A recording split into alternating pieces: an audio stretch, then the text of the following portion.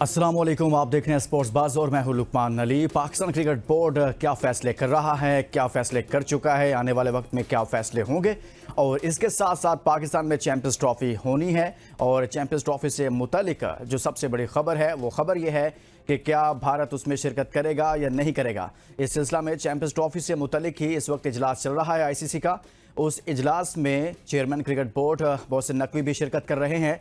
इजलास में champions trophy के बजट पर बात हुई, उस बजट की मंजूरी दी गई है, लेकिन जो सबसे अहम चीज़ है पाकिस्तान के नुक्ता नज़र से वो इससे आगे बढ़कर भारत का चैंपियंस ट्रॉफी खेलने पाकिस्तान आना या ना आना, इस पर कोई डेवलपमेंट हो सकी है, नहीं हुई है, कोई पेशरफ्त हो रही है या नहीं हो रही। और इसके साथ साथ पाकिस्तान खबरें ये आ रही हैं कि भारत के साथ किसी न्यूट्रल वेन्यू पर T20 सीरीज़ खेलने का ख्वाहिशमंद भी है। ये सब क्या चल रहा है इस पर बात करेंगे, लेकिन आगे बढ़ने से पहले शामिल करेंगे आज की टॉप स्टोरीज।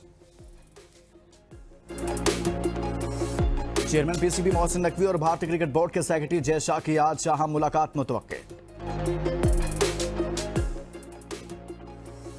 मुलाकात में न्यूट्रल वेन्यू पर पाक भारत सीरीज और चैंपियंस ट्रॉफी पर गुफ्तगू होगी। ICC इजलास में चैंपियंस ट्रॉफी का बजट पास, ज़राए का दावा। अगर मैं पाकिस्तान आया तो बताऊंगा रिवर्स स्विंग क्या होती है, मोहम्मद शामी का बयान। विराट कोहली और रोहित शर्मा 2027 के वनडे वर्ल्ड कप के प्लान में हैं, BCCI के तर्जुमान का बयान। पाकिस्तान शाहीन्स की तबाहकुन बॉलिंग 4 रोजा मैच में बांग्लादेश को शिकस्त देती। मोहम्मद हुरैरा की डबल सेंचुरी, कामरान गुलाम और उमैर बिन यूसुफ की शानदार सेंचुरियां, खुर्रम शहजाद की 6 विकेटें। भारत की शिकस्त के बाद वुमेन्स एशिया कप में पाकिस्तान ने नेपाल को हराकर अपनी पहली फतह हासिल कर ली।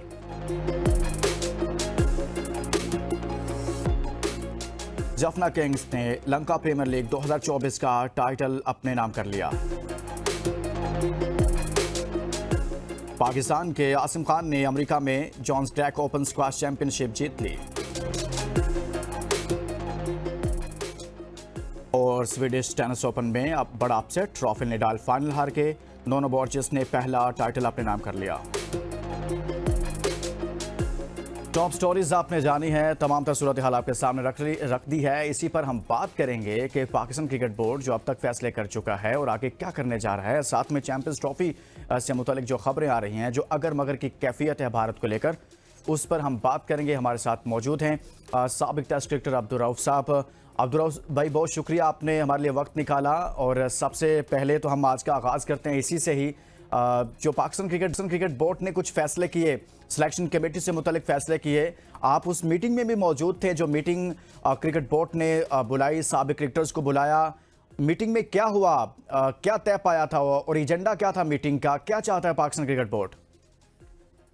देखिए, हमें मीटिंग में जाकर भी पता नहीं चला कि पाकिस्तान क्रिकेट बोर्ड क्या चाहता है और मीटिंग का एजेंडा क्या है और पाकिस्तान क्रिकेट बोर्ड का फोकस क्या है, उस मीटिंग से क्या अचीव करना चाहता है और उससे हासिल क्या करना चाहता है। इतने जो 25-30 लोग बुलाए हैं, उसके बाद कराची से किसी को बुलाया, किसी को पेशावर से, किसी को रावलपिंडी से, किसी को कहाँ के, फिर बुला के आपने 5 स्टार होटल्स में उनको स्टे दिया है और ना आपको एजेंडे का पता। आपने एक डोमेस्टिक स्ट्रक्चर दे दिया, उधर स्क्रीन पे लगा दिया, ये हमने डोमेस्टिक स्ट्रक्चर बना दिया जी, आप इसको देख लें। ये था मीटिंग का एजेंडा।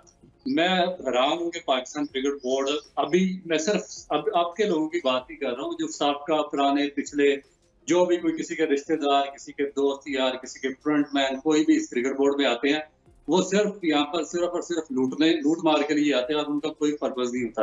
ये जो इनको 50 लाख या मेरा ख्याल है कि 1.5 करोड़ रुपए इस बोगस मीटिंग पे, जिसमें मैंने भी पार्टिसिपेट किया था, लगाया है। अगर ये 1.5 करोड़ रुपया अगर कोई इनमें अक्ल होती ना, ये क्लब क्रिकेट में लगाते, और मेरा ख्याल है कि आप पूरे एक पंजाब के जितने क्लब क्रिकेट है उनमें अगर बॉलिंग सप्लाई कर देते तो उससे पाकिस्तान क्रिकेट की काफी ज्यादा बेहतरी हो जाती, बजाय कि ये मीटिंग करवाने। राउफ भाई, आप समझते हैं कि ये जो मीटिंग करवाई गई, आप समझ रहे हैं कि मेरी समझ से तो बाहर है कि इसका मकसद क्या था, एजेंडा क्या था, तो महज ये सिर्फ मीडिया को एक सॉफ्ट कॉर्नर देने के लिए, हेडलाइंस बनवाने के लिए था कि जे देखें पाकिस्तान क्रिकेट बोर्ड बहुत संजीदा है, वर्ल्ड कप में जो कुछ हुआ उसके बाद हम मशवरे कर रहे हैं, कुछ फैसले करने जा रहे हैं, वो मट्टी पाव वाला काम था? देखिए, ये तो चलता रहेगा। देखिए ना, पाकिस्तानी कौम पिछले 60-70 साल से ऐसे ही बेवकूफ बन रही है। हाँ। जो हमारा आज भी हाल हो चुका है पाकिस्तान, पूरे हमारे कंट्री का, जो हमारे सारे इदारे बर्बाद हो चुके हैं, जो हमारा सारा सिस्टम तबाह हो चुका है, जो हमारा स्पोर्ट्स का जो बेसिक सारा इंफ्रास्ट्रक्चर ग्राउंड अजमीन बोस हो चुका, उसकी बेसिक वजह यही चीजें हैं। ये बादशाह जफर, ये मोहम्मद शाह रंगीला स्टाइल, इस तरह लोगों को ऑब्लाइज किया जाता है। वो पाकिस्तान क्रिकेट बोर्ड में पाकिस्तान के स्पोर्ट्स में आते हैं और इनको नहीं परवाह कि इससे, इस गेम से, इससे या पूरी लाखों लोगों का, लाखों जो बच्चे हैं उनका मुस्तकबिल इससे मुनस्सर है। वो उनकी रोजी रोटी का जरिया है। इससे लोग अपना बच्चों का पेट पालते हैं, अपने घर लोगों को चलाते हैं। सारा दुनिया में पाकिस्तान की रिकग्निशन होती है कि अगर आपको चैंपियन पैदा करें या बड़ा कोई इवेंट जीते हैं तो पूरी दुनिया में पाकिस्तान का नाम बदलता है। मगर इन लोगों ने, एक मेरा ख्याल है कि ये पाकिस्तान के जो हायर अथॉरिटीज हैं, जो लोग ऊपर काम करते हैं, इन्होंने कसम खाई हुई है कि इस मुल्क का ना तो कोई इदारा सही होने देना, ना इसमें कोई बेहतर काम होने देना। कोई अगर कोई इंफ्रास्ट्रक्चर चल रहा है उसको भी बार बार चेंज करके उसका वो हाल करना है कि उसका बेड़ा गर्क हो जाए। तो ये हमारा बेसिक जो मेरा ख्याल है कि मोटिव है। और उसी पे ये क्रिकेट बोर्ड चल रहा है, उसी पे हॉकी फेडरेशन चल रही है, उसी पे फुटबॉल एसोसिएशन चल रही है, उसी पे ये ओलंपिक एसोसिएशन चल रही है। अच्छा, ये तो बड़ा अलमिया वाली बात है कि एक इतनी बड़ी आपने मीटिंग बुला ली, उसके अंदर सबको बुला लिया, लेकिन सिर्फ आपने डोमेस्टिक क्रिकेट पर एक प्रेजेंटेशन दे दी और उसके अलावा कुछ हुआ नहीं है। जबकि अब्दुल साहब, आप नहीं समझते कि पाकिस्तान क्रिकेट बोर्ड को पाकिस्तान टीम की कप्तानी से मुतालिक फैसले लेने चाहिए? जो सिलेक्शन कमेटी ने जो सिलेक्शन की उसके हवाले से फैसले लेने चाहिए थे, लेकिन ये मामला तो सिर्फ और सिर्फ बार बार यही कहा जाता है। इससे पहले भी हमने माजी में देखा है कि जब भी कोई वर्ल्ड कप में ऐसी परफॉर्मेंस आती है, किसी सीरीज में ऐसी परफॉर्मेंस आती है, तो हम कहते हैं, बयान सामने आते हैं, जी डोमेस्टिक ठीक करेंगे, स्ट्रक्चर ठीक करेंगे, ये करेंगे, वो करेंगे, लेकिन जो असल जिम्मेदार होते हैं उनका तयन नहीं हो पाता। तो आप समझते हैं कि पाकिस्तान क्रिकेट बोर्ड को टीम के कैप्टन के हवाले से भी आगे बढ़ना चाहिए, कोई फैसला करना चाहिए, या आप समझते हैं नहीं, अभी ऐसे ही चलना चाहिए? देखिए, ये ले ही नहीं सकते। मैं आपको बताता हूँ ना कि कौन डिसीजन लेगा। अगर देखिए, आप पूरी दुनिया के क्रिकेट बोर्ड उठाकर देख ले, उनका इंफ्रास्ट्रक्चर देख ले, उनको गवर्निंग बोर्ड रन करता है और गवर्निंग बोर्ड कंसिस्ट करता है बहुत ही स्ट्रॉन्ग पर्सनैलिटीज पे, जिनकी जड़ें ग्रास रूट्स में होती है, जो वहां से काम करके आए होते हैं और वो अपने अपने रीजन में जाकर काम करते हैं। और फिर जो अपनी एसोसिएशन होती है लोकल, वहां से आके वो गवर्निंग बोर्ड में बैठते हैं। वहां से फिर वो एक चेयरमैन को इलेक्ट करते हैं और जितने भी फैसले होते हैं उनमें से उनको बाईपास नहीं किया जाता, उनको साथ इत्मीनान में लिया जाता है और फिर उसके बाद फैसले किए जाते हैं। यहाँ पे तो गवर्निंग बोर्ड की जगह बकरियां आपने बताई हुई है। जिन लोगों का काम ही कोई नहीं है, जो 4-5 तो आपके गवर्निंग बोर्ड के वो मेंबर है कि जिन्होंने जिनके रीजन ग्रेड 2 खेलते हैं, ग्रेड 1 में वो क्वालिफाई नहीं करते, वो भी गवर्निंग बोर्ड में आके फैसले करते हैं। वजह क्या? गवर्निंग बोर्ड इसलिए वीक रखा जाता है कि चेयरमैन पावरफुल हो रहा है, अपनी मर्जी के फैसले करे। मैं आपको बताता हूँ, आपने सिलेक्शन कमेटी का पूछा, आपने टीम सिलेक्शन का पूछा, पाकिस्तान की हार का पूछा, कुछ भी नहीं होने वाला है यहाँ पे पाकिस्तान में, कभी पहले होगा, क्योंकि ये वन मैन शो है। ये सारा सिस्टम बाईपास करके चीफ सिलेक्टर को और सिलेक्शन कमेटी को लगाया जाता है, जहाँ पर कोई मेरिट नहीं होता। क्या आपने देखे कि ये जो सिलेक्शन कमेटी बनाई, जिसमें बाबर आजम, अब्दुल रज़ाक, यूसुफ, आगे पीछे जितने भी वो 1-2 डाटा एनालिस्ट वगैरह थे, तो वो सारे इनके वाकफदार थे। कोई दोस्त यार कोई किधर से आ गया, कोई मेरिट था, कोई एजुकेशन थी, कोई विजन था। आपने देखे, विजन पे तो वो बंदा काम कर सकता है जिसकी जड़ें ग्रास रूट में, जिसको जो पीछे 25-30 साल का सिस्टम जानता है कि कौन सा बंदा विजनरी है, किसके पास एजुकेशन है, किससे डेवलपमेंट का काम किया मुख्तलिफ रीजन में नीचे। फिर आप उसको पाकिस्तान की या जूनियर की सिलेक्शन कमेटी पे डालें और वो बेहतर फैसले करेगा। आप कहते हैं कि उसने 50 टेस्ट खेले, उसने 100 टेस्ट मैच खेला, वो चेयरमैन का वाकफ है, फलाने का वाकफ है, उसके ऊपर से पॉलिटिशियन से सिफारिश चाहिए, उसको सिलेक्शन कमेटी पे डाल के। पूरी दुनिया में ऐसा बोगस सिस्टम मुझे बताएं कहीं चलता है? ये जो आपका पीछे है, ये अभी वहाब रियाज को देखें कौन लाया था, तो बेसिक जो उसको लाया था उससे पूछना चाहिए। हफीज को कौन लाया था? असगर अशरफ लाया था, उससे पूछना चाहिए। जो शहरयार खान, उसको मिसबा को उसने वन मैन शो बना दिया था जी। मिसबा पाकिस्तान का हेड कोच भी है, मिसबा चीफ सिलेक्टर भी है, मिसबा पाकिस्तान के डोमेस्टिक भी रन करेगा। वो असगर अशरफ आया, उसने हफीज को लगा दिया, ये सारा सिस्टम रन करेगा। ये अभी मोहसिन नकवी आया, उसने वहाब रियाज को लगा दिया कि पूरा सिस्टम यही चलाएगा। ये यार मुझे बताएं कि कोई अक्लमंद आदमी इस तरह के फैसले लेते हैं, या कोई दुनिया का कोई क्रिकेट बोर्ड इस तरीके से चलता है जिस तरीके से ये अपना सिस्टम चला रहे हैं? तो फिर आगे पूछा इसलिए इनसे नहीं जाता। आप चाहे एक वर्ल्ड कप छोड़ के 1000 वर्ल्ड कप जीते, आप ना आपकी हॉकी फेडरेशन देखे ना, क्रिकेट तो छोड़े, हमने एक वर्ल्ड कप जीता, आपकी हॉकी 4 ओलंपिक्स, 4 वर्ल्ड चैंपियन, 4 दफा वर्ल्ड चैंपियन रहे आप, और 20 दूसरे छोटे मोटे एजाजात थे, अजलान से चैंपियन ट्रॉफी बेशुमार आपके पास। किसी ने पूछा क्यों ग्राउंड बेस हुआ सारे का सारा स्ट्रक्चर? 20-20 साल आप स्क्वाश पे, 50 साल आपकी स्क्वाश में हुक्मरानी रही है, आपका सारा सिस्टम मिलिया मेट हो गया। किसी ने पूछा? क्योंकि ये जो बेनिफिशियरीज हैं, ये जो ऊपर चेयरमैन है और जितना सेटअप लाते हैं, इनसे पूछने वाला कोई नहीं होता। जब तक इनका कोई इंसाफ नहीं होगा, इनसे पूछेगा कोई नहीं कि भाई आपने सिलेक्टर क्यों लगाया, वो कोच क्यों लगाया, उसको किस लिए लगाया, सारा मेरिट बाईपास करके आप इनको किस तरह नवाजते रहे हैं, उस वक्त तक तो मेरा ख्याल है कि कुछ सिस्टम आगे आपका चल ही नहीं सकता, और ना आप कैप्टन बना सकते हैं। कैप्टन देखें, मैं आपको कैप्टन की मिसाल देता हूँ कि भाई आप तो मामू, चाचू, भतीजों, भांजों, रिश्तेदारों, फूफियों से बाहर निकलेंगे तो आपका कैप्टन बनेगा। जी मैंने उसको कैप्टन बना दिया, वो नाराज होएगा, उसको कैप्टन बना दिया, फलाने का रिश्तेदार है वो नाराज हो जाएगा, फलाने को कैप्टन बना दिया, फलाना नाराज हो जाएगा। ये पाकिस्तान की टीम चला रहे हैं कि आप कोई एक घर चला रहे हैं? तो इस तरीके से सिस्टम नहीं आपका चलेगा कभी भी।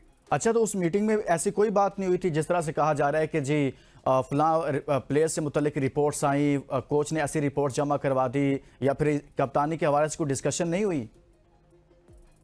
नहीं, नहीं, वो बिल्कुल एजेंडा में शनाब ने बताया कि कोई एजेंडा था ही नहीं, एजेंडा सिर्फ इनका ये था कि वो बस एक तस्वीर इन्होंने उतरवानी थी सबकी हाँ। और उसमें पैसा लगाना था, कोई इनके पास फंडिंग, क्योंकि आईसीसी फंड देता है, गरीब मुल्क का, तीसरी दुनिया का, डॉलर्स में बड़ी हैवी फंडिंग आती है पाकिस्तान क्रिकेट बोर्ड को, तो वो उन्होंने किसी ना किसी तरीके से खर्च करनी होती है। वो पीसी होटल्स में वहाँ पे खाने खिला के, वो दावतें उड़ा के, अपने इस तरह लोगों को बुला के, तो इनको पता ही नहीं है कि जो टीचर सिस्टम आपका कैसा चल रहा है। लोग बच्चों के पास क्लब में वो बॉल खरीदने के पैसे नहीं है, जाकर मैच खेलने के पैसे नहीं होते, उनके पास जूता खरीदने के पैसे नहीं है। तो ये यहाँ पर बादशाह जफर स्टाइल में सिस्टम चल रहा है। मीटिंग का एजेंडा सिर्फ डोमेस्टिक था, वो भी इन्होंने वो एक बोगस सिस्टम, ऑस्ट्रेलियन स्ट्रक्चर, पता नहीं इनकी वो साइकी में पाकिस्तानी कौम की किसने भर दिया जी कि ऑस्ट्रेलियन स्ट्रक्चर सबसे सुप्रीम है और जो आएगा वो ऑस्ट्रेलियन स्ट्रक्चर बनाएगा। तो वो बड़ा, ना इनको आगे का पता होता, ना पीछे का, ना इन्होंने पूरा रीड किया होता, ना क्वालिफाइड कोई बंदा इनके पास होता है, तो उसकी कॉपी पेस्ट करते हैं ऑस्ट्रेलियन स्ट्रक्चर की और पाकिस्तान में लागू कर देते हैं। तो ये इन्होंने भी किया और इससे पिछले भी यही कर रहे थे। सही है। अब्दुल रऊफ साहब साबिक टेस्ट क्रिकेटर हमारे साथ मौजूद हैं, उनके साथ गुफ्तगू का सरिया एक ब्रेक लेकर आ जाए, ब्रेक से वापस आएंगे तो मजीद बात करेंगे कि पाकिस्तान क्रिकेट बोर्ड ने मीटिंग तो तलब की थी, लेकिन अब तक उसके असरात क्या हैं, जो एजेंडा था, जो गुफ्तगू थी, क्या वही हल था पाकिस्तान क्रिकेट बोर्ड की बेहतरी का, या फिर महज वो इंटेंशन डाइवर्ट करने के लिए किया गया था? एक ब्रेक के बाद वेलकम बैक नाज़रीन। ब्रेक पर जाने से पहले साबिक टेस्ट क्रिकेटर अब्दुल रऊफ साहब से हमारी बातचीत का सिलसिला जारी है। अब्दुल रऊफ साहब, जो टीम सेलेक्ट की गई वर्ल्ड कप के लिए, आईसीसी T20 वर्ल्ड कप के लिए, आप समझते हैं कि वो उस टीम के अंदर जो मेरिट से हटकर सिलेक्शन हुई थी, उनको आराम देना चाहिए, उनको रेस्ट देना चाहिए? यहाँ पर तो बातें ये हो रही हैं कि दोबारा से वही लड़के हमें खेलते हुए नजर आएंगे, कोई बड़ी तब्दीली नहीं होगी। देखिए वो आपकी कोई चीज नहीं होगी, वो बेनिफिशरीज है ये सब लोग सिस्टम के, और जब आपका सिस्टम ही करप्ट हो, उसका बेड़ा गर्क हो चुका हो, तो फिर आगे वो आप चेंज करने का सोच ही नहीं सकते। पता प्रॉब्लम क्या होता है, क्योंकि मैं तो सिस्टम का बड़ा पुराना, मैं इसको कीन ऑब्जर्वर हूँ, बहुत 30 साल से खेलता भी रहा पाकिस्तान के लिए, तो मैं इसलिए जानता हूँ कि ये क्या करते हैं। ये इनको पता होता है कि ये किसी रिप्लेसमेंट तैयार नहीं करते, और जब आपके पास रिप्लेसमेंट नहीं होगी तो आप चेंज नहीं कर सकेंगे, चाहे जितनी मर्जी बुरी परफॉर्मेंस हो। मैं मिसाल देता हूँ, शादाब खान देख लें, 4 साल हो गए पाकिस्तान के लिए खेला, कोई उसकी रिप्लेसमेंट इन्होंने तैयार नहीं किया, और जानबूझ कर तैयार नहीं की क्योंकि किसी प्लेयर का वो रिश्तेदार है। आजम खान, उसको सारा मेरिट बाईपास किया इन्होंने, उसकी फिटनेस काबिल ही नहीं थी, आपने सारा फिटनेस क्राइटेरिया बाईपास किया, उसको पाकिस्तान टीम में सिलेक्ट किया और उसका रिजल्ट पूरी दुनिया ने देखा। आपका हारिस रऊफ, मैंने जाने से पहले 6 माह पहले, 3 महीने पहले इनको बताया था कि भाई उसका शोल्डर प्रॉब्लम है, तो उसको ना लेकर जाए, उसको रेस्ट स्ट्राइक बॉलर को प्लान का हिस्सा बनाए। तो ये जबरदस्ती उसको लेकर गए, ना वो थ्रो कर सकता था, ना उसको बॉलिंग की जगह का पता था, और वो दोनों मैचेस पाकिस्तान को हराने का मेन वो बना। उसके बाद आप देखें कि इन्होंने जो बैटिंग में इनके पास शोएब और रिजवान और बाबर आजम, उसके बाद सारा के सारा, देखिए उस्मान खान को इन्होंने सिलेक्ट किया यूएई से बुला के। भाई आपका काल पड़ गया, 70 साल से आप पाकिस्तान क्रिकेट बोर्ड है, आप सिस्टम डोमेस्टिक स्ट्रिप से चला रहे हैं, अरबों रुपया पाकिस्तान की नेशनल अकेडमी और इधर आगे पीछे इन्वेस्ट कर रहे हैं आप, और एक बंदा यूएई के लिए जाके क्वालिफाई कर रहा है और आप उसको वापस लेते हैं कि जी हमारा टाइम पास करवा दो, वर्ल्ड कप खेल दो किसी तरीके से, और उसको वर्ल्ड कप का हिस्सा बना दिया। कोई क्राइटेरिया नहीं, 2 ग्रेड 2 के मैचेस खेला हुआ, 9 रन है उसमें और 3 की एवरेज है उसकी, वो वर्ल्ड कप खेलने के लिए चला गया। उसके बाद जो बाकी आपने 2 जो बॉलर्स तैयार किए थे, ज़मान खान और मोहम्मद वसीम जूनियर, जिन पे आपने पिछले 4 साल इन्वेस्ट किया, एक 2 वर्ल्ड कप वो खेले हुए हैं, हैवी इन्वेस्टमेंट किया, उन दोनों को आपने ड्रॉप कर दिया। और मोहम्मद आमिर जो पिछला पूरा साल टीवी पर बैठकर पाकिस्तान टीम को क्रिटिसाइज करता रहा, पाकिस्तान के डोमेस्टिक जो स्ट्रक्चर था उसका मजाक उड़ाता रहा, सारा से डोमेस्टिक का जो मेरिट था, क्राइटेरिया था, उसको बाईपास किया उसने और अहमद हुसैन ने। उन दोनों को रिटायरमेंट इसी क्रिकेट बोर्ड ने वापस दिलवाई, जिसका वो मजाक उड़ाते थे टीवी पर पूरा साल। उनकी रिटायरमेंट वापस बुला के उनको दोबारा सिलेक्ट किया और उनको वर्ल्ड कप खेलने के लिए लेकर चले गए। उसका रिजल्ट भी आपने देख लिया, क्या रिजल्ट निकला। तो फिर मुझे बताया ना कि कैसे पाकिस्तान आगे जीत सकता है या पाकिस्तान की टीम बन सकती है। अच्छा अब्दुल रऊफ साहब, जो कप्तान से मुतालिक स्पेशली हम बात करना चाहेंगे। बाबर आजम की कप्तानी में हमने देखा कि 3 T20 वर्ल्ड कप, फिर 2 एशिया कप, एक ODI वर्ल्ड कप उनको दिया गया, लेकिन वो कोई भी ट्रॉफी पाकिस्तान को नहीं जितवा सके। माजी में तो हम देखते थे कोई भी कैप्टन एक वर्ल्ड कप में बुरी परफॉर्मेंस होती थी, उसके बावजूद उससे कप्तानी भी छिन जाती थी और वो टीम से भी आउट हो जाता था। बाबर आजम के साथ ऐसा क्या है कि बाबर आजम को इतने टूर्नामेंट भी दिए, फिर भी कोई ट्रॉफी नहीं जितवाते, लेकिन फिर भी पाकिस्तान क्रिकेट बोर्ड के जो पावर कॉरिडोर्स हैं वहां बड़ा सॉफ्ट कॉर्नर पाया जाता है। और आप समझते हैं कि बाबर को अभी कंटिन्यू करवाना चाहिए या फिर भाई नए कप्तान को लाना चाहिए? देखिए, बाबर का कोई कसूर नहीं किया। देखें, किसी प्लेयर ने नहीं लिखा कि मुझे आप, इनको लेटर नहीं लिखा कि मुझे आप कैप्टन बनाएं या मुझे सिलेक्ट करें। ये पाकिस्तान क्रिकेट बोर्ड की मैनेजमेंट होती है, चेयरमैन होता है, थिंक टैंक होता है, सिलेक्शन कमेटी होती है जो ये सारे ब्लंडर्स करती है और उसका मलबा डालते हैं कैप्टन। बाबर आजम ने कब इनको कहा कि मुझे कैप्टन बनाइए? बार बार आते हैं उसको कैप्टन लेकर चले आते हैं।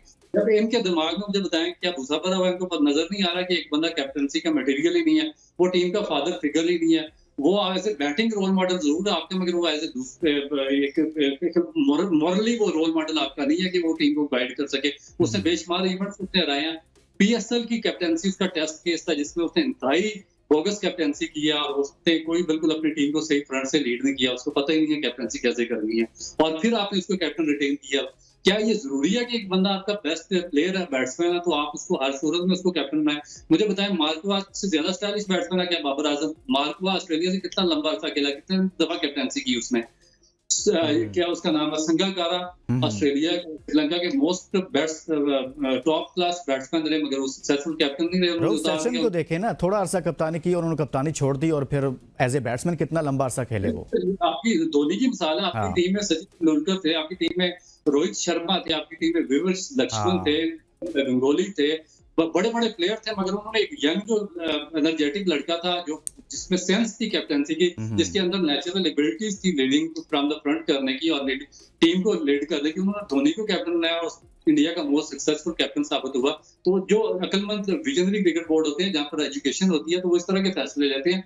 जो जिन क्रिकेट बोर्ड में हमाकत भरी हो, जिनमें जहालत भरी हो, जिसमें नेपोटिज्म भरी हो और जिसमें इस तरह की सारा सिस्टम बढ़ा हो, वो हमारे जैसे फैसले लेते हैं, बार बार एक नाकाम को दोबारा बार बार बनाते हैं। अच्छा रऊफ, हम कुछ बात करेंगे चैंपियंस ट्रॉफी के हवाले से। अभी खबरें तो ये आ रही हैं कि चैंपियंस ट्रॉफी तो पाकिस्तान में हो रही है, लेकिन वो जो असल मामला है कि भारत पाकिस्तान आएगा या नहीं, वो वहीं का वहीं खड़ा है कि भारत पाकिस्तान अभी तक की इत्तलात के मुताबिक उनकी बाकायदा तौर पर तो स्टेटमेंट सामने नहीं आई, लेकिन जो माहौल नजर आ रहा है उसमें ऐसा ही है कि भारत पाकिस्तान नहीं आ रहा। तो पाकिस्तान क्रिकेट बोर्ड को क्या करना चाहिए इसके लिए? देखिए, पाकिस्तान क्रिकेट बोर्ड अब तो देखिए, जब पानी सर से गुजर चुका हो तो फिर आप क्या कर सकते हैं? तो जो बाकी दुनिया होती है उन्होंने पूरा वर्क किया होता है। जब वो आईसीसी की मीटिंग्स में जाते हैं, जो उनकी जो डायरेक्टर इंटरनेशनल होते हैं, जो बाकी लोग होते हैं उनको गाइड करते हैं, उनका काम उन्होंने डायरेक्टर इंटरनेशनल और ये लोग इसलिए बंद किए होते हैं कि उनको टू द पॉइंट वो प्रॉपर गाइड करेंगे कि इस बोर्ड की क्या वर्थ है, किसके साथ किस तरह डील कर रही है। जो इंडिया का डायरेक्टर इंटरनेशनल हो गया, बाकी कंट्रीज का, उन्होंने उनको सही रिपोर्ट दी होगी कि भाई इस क्रिकेट बोर्ड ने पिछले 6 साल में 5 चेयरमैन बदले हैं और एक भी मेरिट पर नहीं है, और फिर आगे ये बार बार सिलेक्शन कमेटियां बदल रहे हैं, इनकी टीम के ये हालात है और इनका ये सिस्टम है, तो फिर उस हिसाब से वो आपके आगे वो डीलिंग करते हैं। तो ये देखेंगे, ये सेंस तो उस वक्त प्रिवेल होगी जब आपका क्रिकेट बोर्ड स्ट्रांग होगा, स्ट्रेंथन, तो आपका जो डोमेस्टिक क्या गवर्निंग बोर्ड आपका स्ट्रांग होगा और प्रॉपर फैसले होंगे, तो फिर दुनिया आपको सीरियसली लेगी। जब आप खुद ही सीरियस नहीं होंगे तो फिर कोई भी आपको सीरियस नहीं लेगा। और दूसरी इंपॉर्टेंट चीज ये है कि पॉलिटिकली कि जब तक वहां पर बीजेपी की हुकूमत है, मोदी की हुकूमत है, क्योंकि आपका दुश्मन जाहिर है उसने खेल तो खेलना है आपके साथ, तो उन्होंने आपको हर सूरत में डैमेज करना है। आप चाहे जितना मर्जी राग लाप लें कि दोस्त हैं, स्पोर्ट्स है, ये वो, मगर वो आपको डैमेज करने हर सूरत में जाएंगे और उनकी 100 में से 200% उनकी कोशिश होगी कि वो पाकिस्तान खेलने ना आए। अच्छा अब तो रऊफ साहब, एक और अहम मामला था वर्ल्ड कप के दौरान, इंजमामुल हक की जानिब से एक बयान दिया गया इंडियन बॉलिंग से मुतालिक और बॉल टैंपरिंग पर थोड़ा सा इशारा दिया गया, बॉल में डिवाइस के इस्तेमाल की बात की गई। उस पर मोहम्मद शामी ने बयान दिया है, उन्होंने कहा कि अगर मैं पाकिस्तान वर्ल्ड चैंपियंस ट्रॉफी खेलने आया तो फिर मैं इसका जवाब दूंगा और बताऊंगा कि रिवर्स स्विंग होती क्या है। इस पर आप कुछ कहना चाहेंगे? देखिए, दोनों के बयान है, इनको इस तरह के बयान देने नहीं चाहिए। वे पाकिस्तान के कैप्टन रहे, इनको पता नहीं कि रिवर्स स्विंग पाकिस्तान में किस तरह चलती है। पाकिस्तान में चौथे 5वें ओवर में हम खुद बॉल बना लेते हैं पूरा पाकिस्तान। अब दुनिया में जितना मर्जी हम झूठ बोलते रहे, उसका फैलाव करते रहे, मगर बॉल टेम्परिंग के मौजूद तो हम है। तो अगर दूसरों ने सीख लिया तो फिर इस पे वावेला मचाने की या शोर डालने की क्या जरूरत है? क्योंकि वो तो चलो 8 ओवर की बात करते हैं, हम तो तीसरे चौथे ओवर में शुरू हो जाते थे और right from the domestic structure में। तो मैं तो झूठ नहीं बोलूंगा क्योंकि ये काम हमने खुद शुरू किया और ये लोग सारे इसके बेनिफिशियरीज रहे हैं। इन्होंने बड़ी बड़ी टीमों को और बड़े बड़े बैट्समैनों को इन्होंने डिसीव किया इस बॉल टेम्परिंग के जरिए। तो फिर आप दुनिया को कैसे ब्लेम कर सकते हैं? बहुत शुक्रिया। साबिक टेस्ट क्रिकेटर अब्दुर्रऊफ साहब हमारे साथ मौजूद थे। उस तफसील से बात की हमने पाकिस्तान क्रिकेट बोर्ड ने जो फैसले किए हैं और इसके साथ साथ चैंपियंस ट्रॉफी के इनेकाद के हवाले से भी कि पाकिस्तान में चैंपियंस ट्रॉफी तो होने जा रही है, लेकिन अभी तक ये मामला अपनी जगह पर खड़ा है कि भारत पाकिस्तान आएगा या नहीं। दूसरी जानिब चैंपियंस ट्रॉफी के बजट की मंजूरी दे दी गई है। पाकिस्तान क्रिकेट बोर्ड इस हवाले से बातचीत भी कर रहा है। जय शाह से मुलाकात भी होने जा रही है। देखेंगे कि आने वाले वक्त में ये मुलाकात क्या रंग लाती है। तब तक के लिए इजाज़त दीजिए और अपना बहुत सारा ख्याल रखिए। अल्लाह हाफिज़।